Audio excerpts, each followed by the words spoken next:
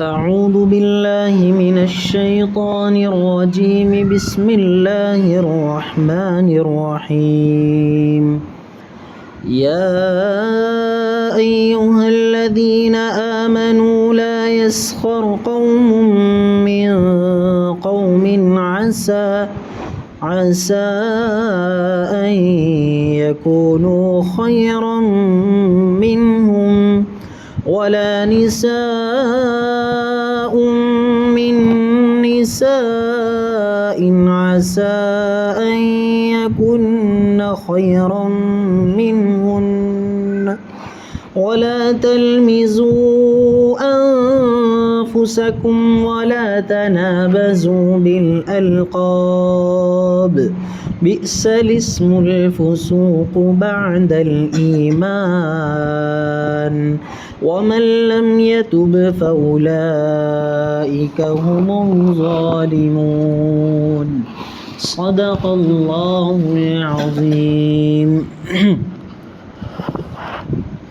ابھی آپ کے سامنے سورہ حجرات کی آیت نمبر 11 تلاوت کی گئی، جس میں اللہ رب العزت ارشاد فرماتے ہیں، اے ایمان والو، کسی مردوں میں سے کوئی مرد مذاق نہ اڑائے، قوم میں سے کوئی شخص کسی دوسرے شخص کا مذاق نہ اڑائے، ہو سکتا ہے کہ وہ ان سے بہتر ہو، ولا نساء من نساء، اور نہ عورتیں دوسری عورتوں کا مذاق اڑائے، ہو سکتا ہے کہ وہ ان سے بہتر ہو، ولا تلمزوا انفسکم، اور تم اپنے آپ کو طعنہ مت دو، ولا تنابزوا بالالقاب، اور برے لقب سے مت پکارو، بئس الاسم الفسوق بعد الایمان، کہ ایمان کے بعد فسق کا نام لگ جانا یہ بہت برا ہے، ومن لم یتب، اور جو شخص باز نہ آئے، فاولئک هم الظالمون، تو وہ ظالم ہے۔ دیکھیے، اوپر اس بات کا ذکر تھا کہ جب دو جماعتیں، دو قوم آپس میں لڑ پڑے تو ان کی بنیاد، جو لڑائی کی جو بنیاد ہے، اس کو ختم کر کے ان کے درمیان آپس میں صلح کرا دو۔ اور کب تک ان کو ٹھنڈا رکھنا ہے؟ جب تک کہ ان کے دل آپس میں مل نہ جاوے، تب تک ان کے درمیان عدل کے ساتھ، انصاف کے ساتھ بات کرنی ہے اور دونوں کے درمیان بھائی چارگی کو قائم کر دینا ہے۔ لیکن دیکھیے، اوپر کی آیت کے ساتھ اللہ رب العزت کس طرح جوڑ فرما رہے ہیں۔ اوپر بیان کیا گیا کہ دو جماعتیں لڑ رہی ہے، پھر ان کے درمیان صلح کرا دو۔ تو صلح کے بعد جب دو جماعتوں کا جھگڑا ہوتا ہے نا، جب دو جماعتوں کا جھگڑا ہوتا ہے تو جھگڑے کے بعد ایک جماعت دوسری جماعت کا مذاق اڑانے لگے، ان کے درمیان صلح کرا دی، تو کہیں ایسا نہ ہو کہ ایک جماعت دوسرے جماعت کا مذاق اڑانے لگے اور جو لڑائی ہم نے ختم کی تھی وہ لڑائی پھر سے ابھر جاوے۔ تو لڑائی کے سبب جو ہوتے ہیں، لڑائی کی وجہ اللہ رب العزت یہاں سے وہ بیان فرما رہے۔ اس آیت کریمہ میں 3 وجہ بیان کی ہے، اور آگے جو دوسری آیت آ رہی ہے اس کے اندر دوسری وجہ بیان کی ہے، لیکن آیت نمبر 11 میں اللہ رب العزت نے لڑائی کی 3 وجہ، 3 سبب بیان کیے ہیں۔ ان میں سے ایک سبب یہ ہے کہ ایک قوم دوسری قوم کا مذاق اڑائے۔ دوسرا سبب کیا ہے کہ لوگوں کو طعن و تشنیع کرے، لعن طعن کرنے سے بھی لڑائی جھگڑے پیدا ہوتے ہیں۔ اور تیسری جو چیز ہے وہ ہے برے لقب سے کسی کو پکارنا۔ دیکھیے،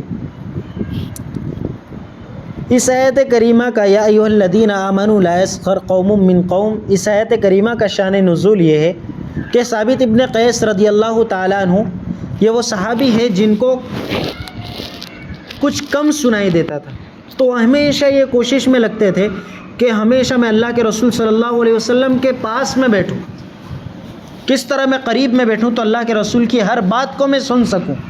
تو یہ کوشش کرتے تھے کہ ہر وقت میں اللہ کے رسول صلی اللہ علیہ وسلم کے قریب رہوں۔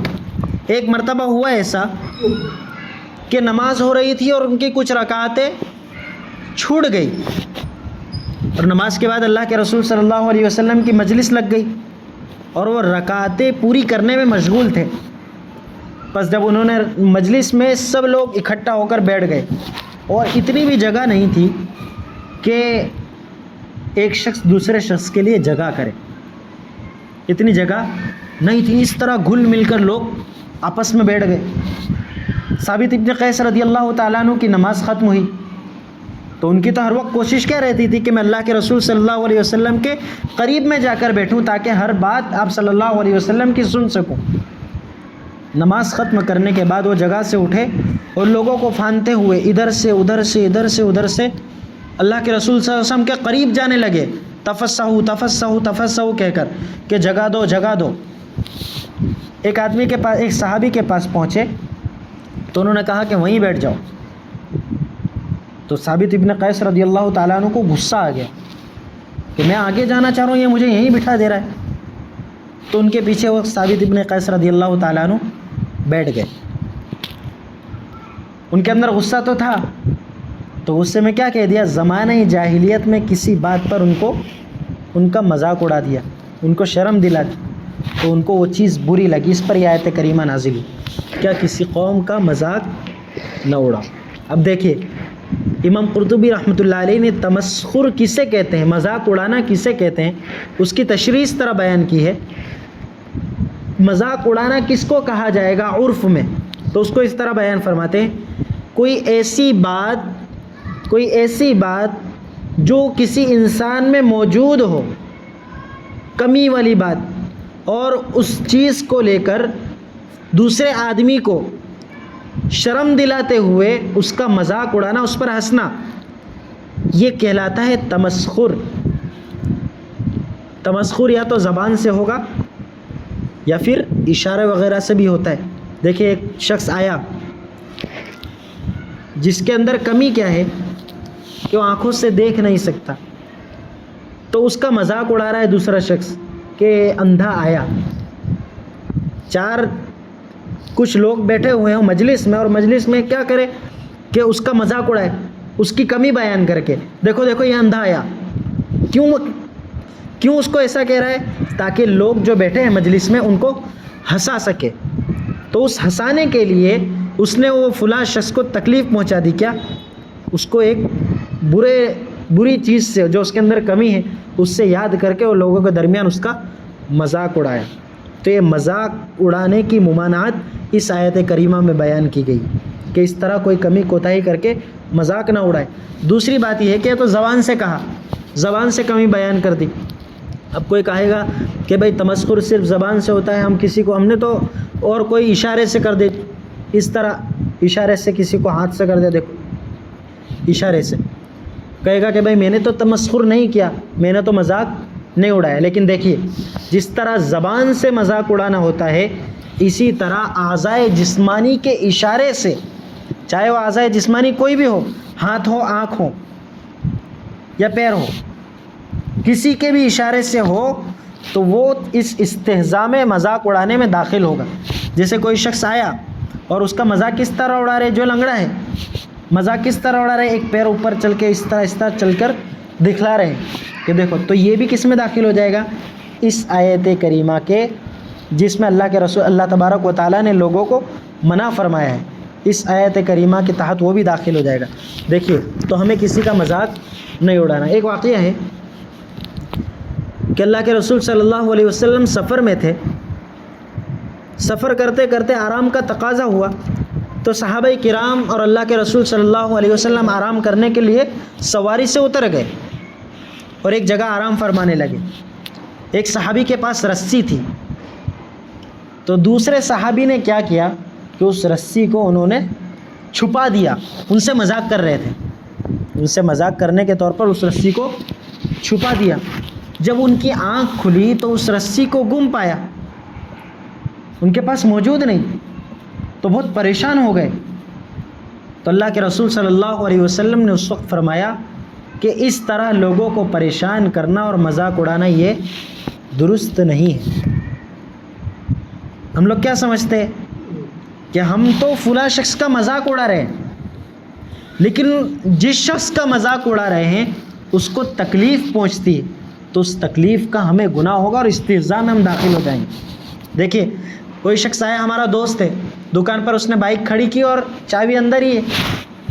چابی کہاں ہے, اندر لگی ہوئی گاڑی کے اندر، اور وہ دکان پر کوئی چیز لینے چلا گیا، اس کا دوست پیچھے سے آیا، چپکے سے گاڑی لے کر دوسری جگہ جا کر کھڑی کر دی، اور بیچارے اس شخص کو پتہ نہیں ہے، وہ آئے گا تو اپنی گاڑی گم پائے گا، موجود نہیں جہاں پر میں نے گاڑی کھڑی کی تھی، تو کیا سوچے گا کہ یار میری گاڑی چوری ہو گئی، میری گاڑی کو کون اٹھا کے لے گیا، کون چور تھا؟ تو وہ جو دوسرا اس کا دوست ہے وہ تو کیا کر رہا ہے، مذاق کر رہا ہے کہ تھوڑی سی کچھ دل جوئی ہو جائے، کچھ دل لگی ہو جائے، کچھ ہنس لے ہوئے، لیکن وہ شخص پریشان ہو رہا ہے، اس کے دل میں کیا کیا خیالات آ رہے، کسی نے چوری کر لی، کسی نے چھپا دی، ارے میری گاڑی کو کیا ہو گیا، کہیں حکومت والے تو نہیں لے کر چلے گئے۔ اس طرح اس کے ذہن میں خیالات، پریشانی اور الجھنیں پیدا ہو رہی ہیں، تو اس الجھن کو روکنے کے لیے اللہ کے رسول صلی اللہ علیہ وسلم نے اس طرح کا مذاق کرنے سے منع فرمایا، ایسا مذاق جس سے سامنے والے کو تکلیف پہنچے اور وہ پریشانی میں مبتلا ہو جائے۔ دیکھیے یہ تو ہو گیا، اب یہاں فرما رہا ہے اس آیت کریمہ میں بہت سے نکات ہے، معمولی سے معمولی نکتے ہیں، بہت بہترین ہے۔ دیکھیے یا ایھا الذین آمنوا لا یسخر قوم من قوم، کہ کوئی آدمی دوسرے آدمی سے مذاق نہ کرے۔ اللہ تبارک و تعالیٰ نے قوم کا ذکر فرمایا ہے، قوم، ہم کہتے تھے ویارہ والے، تو ویارہ والوں کے اندر صرف مرد داخل ہوتے ہیں یا عورتیں بھی؟ ویارہ والے کہہ دیے تو صرف مرد داخل ہوں گے کہ عورتیں بھی؟ سب شامل ہوں گے، چاہے مرد ہو، عورت ہو، بچہ ہو، بوڑھا ہو، سب شامل ہو جائیں گے۔ تو یہاں پر اللہ تبارک و تعالیٰ نے کیا ذکر فرمایا؟ قوم، قوم کا ذکر فرمایا ہے۔ تو قوم میں تو ہر شخص داخل ہے، کون داخل ہے؟ بچے بھی داخل ہے، مرد بھی داخل ہیں، عورتیں بھی داخل ہیں، سب داخل ہے، لیکن اس کے باوجود اللہ رب العزت آگے عورتوں کو الگ خاص کر کے بیان فرما رہے ہیں، عورتوں کا بھی الگ تذکرہ کر رہے ہیں، وَلَا نِسَاءٌ مِّن نِسَاء، کہ نہ عورتیں دوسری عورتوں کا مذاق اڑائیں۔ سمجھ میں آ رہی بات؟ قوم کا لفظ بتا رہے ہیں کہ پورا معاشرہ داخل ہے، پورے لوگ داخل ہیں، لیکن وَلَا نِسَاءٌ مِّن نِسَاء کہہ کر اللہ رب العزت یہ بیان فرما رہے ہیں کہ قوم سے مراد صرف مرد لوگ ہیں اور عورتوں کو الگ خطاب کر رہے ہیں۔ تو سوچئے کتنا زبردست حکم ہوگا، کیسی تاکید بھرا حکم ہوگا کہ تم مذاق مت اڑاؤ، نہ مرد اڑائے، نہ مرد دوسرے مرد کا اڑائے، نہ عورتیں دوسری عورتوں کا اڑائے۔ سمجھ میں آ رہا ہے؟ الگ الگ ذکر کرنا۔ ایک انسان ہے، دیکھیے عام طور پر ہمارے ساتھ معاملہ ہوتا ہے کہ ہم کیا کہتے ہیں کہ بھائی سب لوگوں سے گزارش ہے کہ وہاں اس جگہ پر نہ جائے، یہ کہہ دیا، اس میں اتنی تاکید نہیں ہے، اس میں اتنی تاکید نہیں ہے، لیکن اگر کسی نے کہا کہ بھائی مرد بھی نہ جائے اور عورتیں بھی نہ جائے اور بچے بھی نہ جائے، بوڑھے بھی نہ جائے، تو لوگوں کو نہیں، اس جگہ پر جانے سے رکنا چاہیے۔ اس نے تو بڑی تاکید سے فرمایا، تو اللہ رب العزت بڑی تاکید کے ساتھ یہ حکم فرما رہے ہیں۔ دیکھیے نہ کوئی مرد کسی مرد کا مذاق اڑائے، کیوں نہ اڑائے؟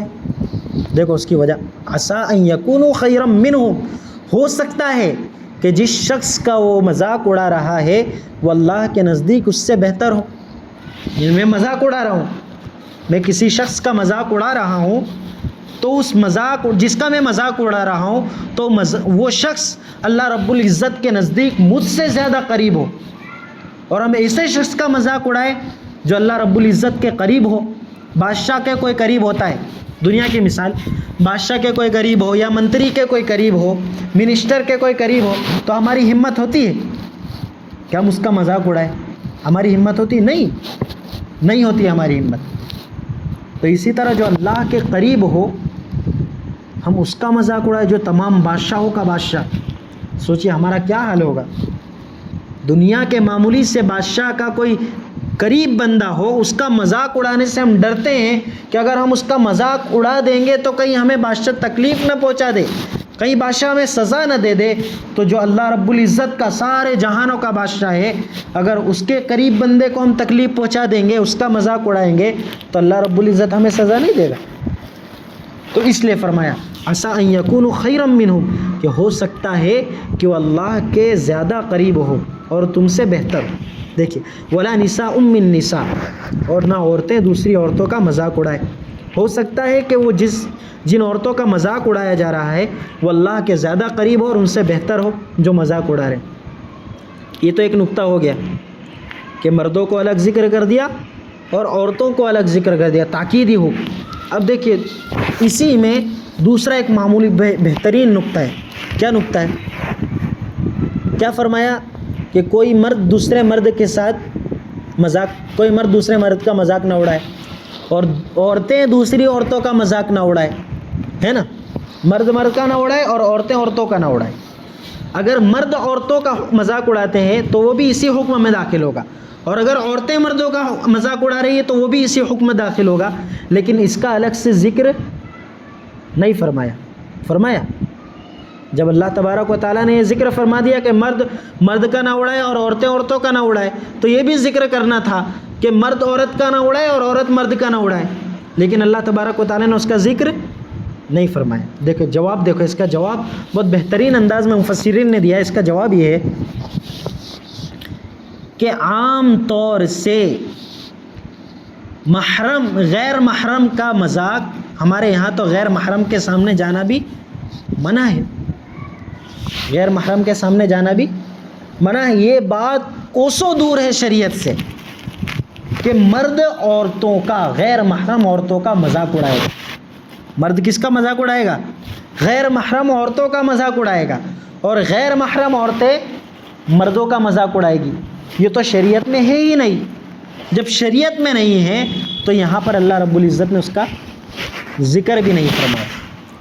ہمارے وہم و گمان میں شریعت میں ہمارا مسئلہ کیا ہے کہ عورتوں کو مردوں سے پردہ کرنا ہے، مردوں کو عورتوں سے دور رہنا ہے۔ دور رہنا ہے کہ نہیں رہنا ہے؟ اور جب مذاق اڑائیں گے تو مرد عورتوں کے قریب جائیں گے کہ دور رہیں گے؟ مرد عورتوں کے قریب جائیں گے، سراسر بات ہے، مرد عورتوں کے قریب جائیں گے۔ تو ہماری شریعت میں تو وہ بات ہی نہیں ہے کہ مرد عورتوں کے قریب جاوے، تو مذاق اڑانا بھی ہونا ہی نہیں چاہیے۔ سمجھ میں آ رہی بات؟ کہ جب عورتوں کے قریب جانا اور ان سے پردہ کرنا ہے تو بدرجہ اولا ان سے مذاق کرنا تو منع ہی ہوگا۔ یہ اللہ رب العزت اس آیت کریمہ بیان فرمائے۔ دیکھو آگے ایک بات ہے، وَلَا تَلْمِزُوا أَنفُسَكُمْ۔ لڑائی کا دوسرا سبب کیا بیان فرمایا تھا؟ کہ تانا نہ دے۔ یہاں پر ذکر فرمائے وَلَا تَلْمِزُوا أَنفُسَكُمْ، اپنے آپ کو تانا نہ دے۔ دنیا میں کوئی شخص ہے جو اپنے آپ کو تانا دے گا، تو بہت خراب ہے، تو ایسا ہے، نالائق ہے، بہت برا ہے، لوگوں کی نظروں سے گر گیا، ایسا کوئی شخص اپنے آپ کو تانا دے گا؟ دے گا؟ ظاہر سی بات ہے نہیں دے گا۔ دوسری جگہ قرآن کریم میں اللہ تبارک و تعالیٰ نے فرمایا ہے وَلَا تَقْتُلُوا أَنفُسَكُمْ، اور تم اپنے آپ کو قتل نہ کرو۔ سمجھ میں آ رہی بات؟ تم اپنے آپ کو قتل نہ کرو۔ کوئی ہے جو اپنے آپ کو قتل کرے گا؟ کوئی ہے غصے میں آپ کا آ کر اپنے آپ کو قتل کر دے؟ کوئی ایسا نہیں، کوئی نہیں ہے ایسا۔ تو پھر اس طرح اللہ رب العزت نے کیوں فرمایا وَلَا تَلْمِزُوا أَنفُسَكُمْ اور وَلَا تَقْتُلُوا أَنفُسَكُمْ، کہ تم اپنے آپ کو تانا مت دو اور تم اپنے آپ کو قتل نہ کرو؟ دیکھیے اس کا جواب کیا ہے۔ اس کا جواب یہ ہے انسان اگر دوسرے شخص کو قتل کرے گا، اگر کوئی شخص دوسرے شخص کو قتل کرے گا تو قتل کرنے کے بعد جس کو قتل کیا گیا اس کے گھر والے خاموشی سے بیٹھے رہیں گے؟ خاموشی سے بیٹھے رہیں گے؟ نہیں، وہ بدلہ لیں گے، وہ آ کر بدلہ لیں گے، اور جس نے قتل کیا ہے اس کو کیا کریں گے؟ اس کو کیا کریں گے؟ پیسے دیں گے؟ نہیں، اس کو بھی قتل کر ڈالیں گے۔ تو وَلَا تَقْتُلُوا أَنفُسَكُمْ ثابت آیا ثابت کہ تم اپنے آپ کو قتل نہ کرو، یعنی اگر تم دوسروں کو قتل کرو گے تو اس کا مطلب یہ ہے کہ تم اپنے آپ کو قتل کر رہے ہو، وہ بدلہ لینے ضرور آئیں گے۔ ٹھیک اسی طرح تم دوسرے لوگوں کو تانا مت دو۔ یہ اللہ رب العزت کیا فرما رہے ہیں؟ تم دوسرے لوگوں کو تانا مت دو۔ اگر تم تانا دو گے تو وہ تم کو تانا دے گا، یعنی تمہارا تانا دوسروں کو تانا دینا اپنے آپ کو تانا دینا ہے۔ دوسروں کو برا بھلا کہنا اپنے آپ کو برا بھلا کہنا ہے۔ سمجھ میں آ رہی؟ تو لڑائی کی جو وجہ بیان کی وَلَا تَلْمِزُوا أَنفُسَكُمْ، یہاں پر انفسکم کا لفظ ذکر فرمایا نا، اس کی تشریح ہے کہ تم دوسروں کے ساتھ برا کرو گے تو وہ بھی تمہارے ساتھ برا ہی کرے گا۔ تو ہمیں کسی کو تانا وغیرہ نہیں دینا ہے۔ دیکھیے آگے اللہ رب العزت فرما رہے وَلَا تَنَابَزُوا بِالْأَلْقَابِ، اور دوسروں کو برے لقب سے مت پکارو۔ اب یہاں پر ایک تشریح ہے، برے لقب سے مت پکارو۔ عام طور سے ہمارے معاشرے میں بہت سے نام ایسے ہیں جو کسی شخص کے ہوتے ہیں، اگر ہم وہ نام نہ لیں تو اس نام کے بغیر وہ شخص پہچانا نہیں جاتا ہے۔ جیسے عرف میں ایک نام بہت مشہور ہوتا ہے، کالو بھائی۔ کیا نام ہوتا ہے؟ کالو بھائی۔ لیکن ان کا نام کیا ہوتا ہے؟ کوئی بہترین نام ہو ان کا، الیاس نام ہو، کوئی بھی نام ہو، بہترین نام ہو، اگر ان کا نام کیا مشہور ہو گیا؟ کالو بھائی۔ تو اگر کوئی شخص ان کو پکارے اس طرح تو وہ اس میں داخل نہیں ہوگا، کیونکہ عرف میں ان کا نام وہی ہے اور ان کو تکلیف بھی نہیں ہو رہی اس سے۔ یہاں پر ولا تنابزو، برے لقب سے مت پکارو، کون شخص ہے؟ کیا ہے؟ کیا اس کی تشریح؟ تو اس کی تشریح یہ ہے کہ ایسا نام، ایسے لقب سے کسی شخص کو پکارنا، ایسے الفاظ کے ذریعے سے جس سے سامنے والے کو تکلیف ہو رہی ہے، جس سے سامنے والے کو تکلیف ہو رہی ہے، وہ اس میں داخل ہے۔ سمجھ میں آ رہی بات؟ تو ہمیں کسی شخص کو ایسے لقب سے نہیں پکارنا ہے جس سے اس کو تکلیف ہو۔ جیسے کسی کا پیر کٹا ہوا ہے تو ہم اسے کیا بولے؟ لنگڑا۔ کسی کا پیر کٹا ہوا اس کو کیا کہے؟ لنگڑا۔ لیکن اس کو اس لنگڑا کہہ رہے ہیں تو اس سے اس کو تکلیف ہوگی، تو یہ کیا اس میں اس وعید میں داخل ہوگا، ولا تنابزوا بالالقاب، اللہ کے اس حکم میں داخل ہو جائے گا۔ اس لیے ہمیں اس طرح کے نام نہیں لینے۔ دیکھیں ابن عباس رضی اللہ تعالی عنہما نے اس آیت کریمہ کی یعنی ولا تنابزوا بالالقاب کی تشریح اس طرح بیان فرمائی ہے کہ انسان دنیا میں کوئی گناہ کر لیا، کسی مسلمان نے کوئی گناہ کر لیا، اور اس گناہ کے بعد اللہ رب العزت نے اس گناہ کی توبہ بھی کر لی، پھر کوئی شخص آ رہا ہے اور اس کو اس گناہ پر عار دلا رہا ہے۔ کیا کر رہا ہے؟ شرم دلا رہا ہے، وہ گناہ اس کو یاد کروا رہا ہے کہ فلاں وقت تو نے یہ گناہ کیا تھا، فلاں وقت تو نے یہ گناہ کیا تھا، حالانکہ وہ اس گناہ کی توبہ کر چکا ہے، پھر بھی اس کو عار اور شرم دلا رہا ہے۔ تو یہ بھی ولا تنابزوا بالالقاب میں داخل ہے، برے لقب سے مت پکارو۔ اور یہ اس طرح کرنا کہ کوئی شخص گناہ کر رہا ہے اور اس گناہ کے بعد اس نے اللہ رب العزت سے اس گناہ کی توبہ کر لی، پھر بھی اس کو شرم دلاوے، تو حدیث شریف کی اس وعید میں داخل ہوگا کہ اگر کوئی شخص ایسا کرتا ہے تو اللہ رب العزت اس کی موت سے پہلے اس کو دنیا میں اس گناہ میں مبتلا کر دیں گے۔ کوئی شخص چوری کر رہا ہے، چوری کرنے کے بعد اس نے اللہ رب العزت سے توبہ کر لی کہ اللہ مجھے معاف فرما دے، فلاں موقع پر میں نے چوری کی تھی۔ کوئی دوسرا شخص آئے اور اس سے کیا کہے؟ اے چور، کیا کہے؟ اے چور، اس سے کیا کہنے لگے؟ اے چور، حالانکہ اس نے اس چوری کی توبہ کر لی تھی، چوری کی توبہ کر لی تھی۔ تو اللہ رب العزت اس کی موت سے پہلے جس نے شرم اور عار دلائی ہے اس کو اس چوری میں مبتلا کر دے۔ اس لیے ہمیں چاہیے کہ ہم کسی شخص کو ایسے گناہ پر عار اور شرم نہ دلائے جس گناہ سے اس نے اللہ رب العزت سے توبہ کر لی ہو۔ دیکھو تو ولا تنابزوا بالالقاب کا ایک مطلب یہ بھی ہو گیا جو ابن عباس رضی اللہ تعالیٰ عنہ نے بیان فرمایا۔ آگے اللہ رب العزت فرماتے ہیں بئس الاسم الفسوق بعد الایمان، کیا ترجمہ ہے؟ ایمان کے بعد گناہ کا نام لگنا، گناہ کا دھبا لگنا یہ بہت بری چیز ہے۔ گناہ کا دھبا لگنا یہ بہت بری چیز ہے۔ کیا مطلب ہے اس کا؟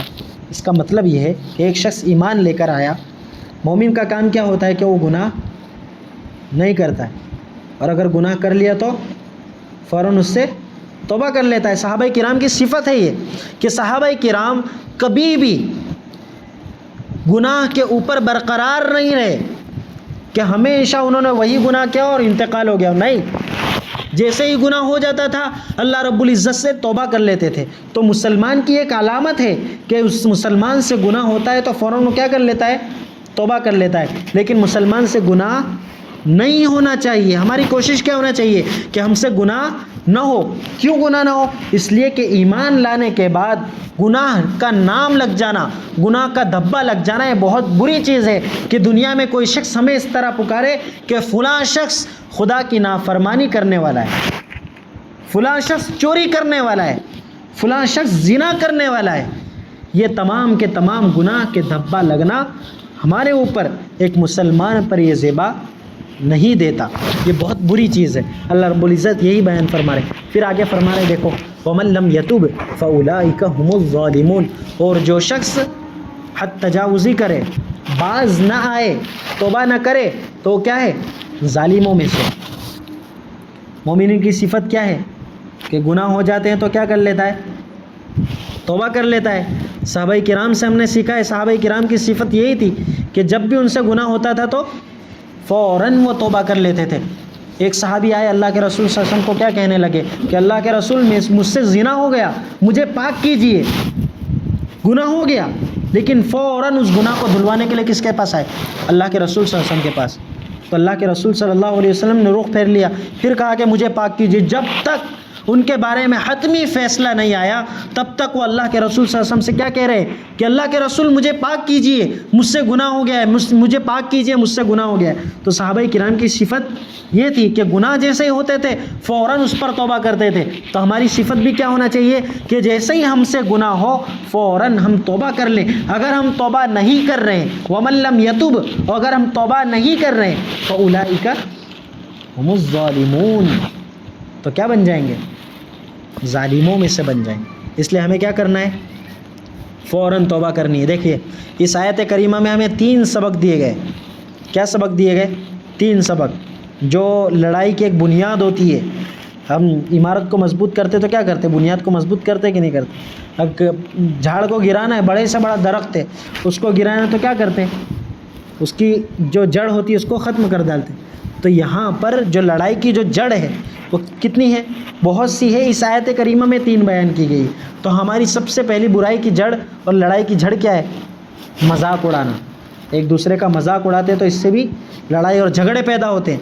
دوسری چیز کیا ہے کہ ہم تانا زنی کرتے کہ تو بہت برا ہے، تو ایسا ہے، تو ایسا ہے، یہ تانا وغیرہ کرنا، اس سے بھی کیا ہوتا ہے؟ لڑائی جھگڑے پیدا ہوتے ہیں. اور تیسرا سبق اس آیت کریمہ میں دیا گیا کہ ہم لوگوں کو دوسروں کو برے لقب سے نہ پکارے. آخر میں اللہ رب العزت نے ایک سبق دیا کہ دیکھیے جس سے گناہ ہو جائے اور اس طرح کی بدعمالیاں ہو جائے تو وہ کیا کرے؟ فوراً اللہ رب العزت سے توبہ کر لے.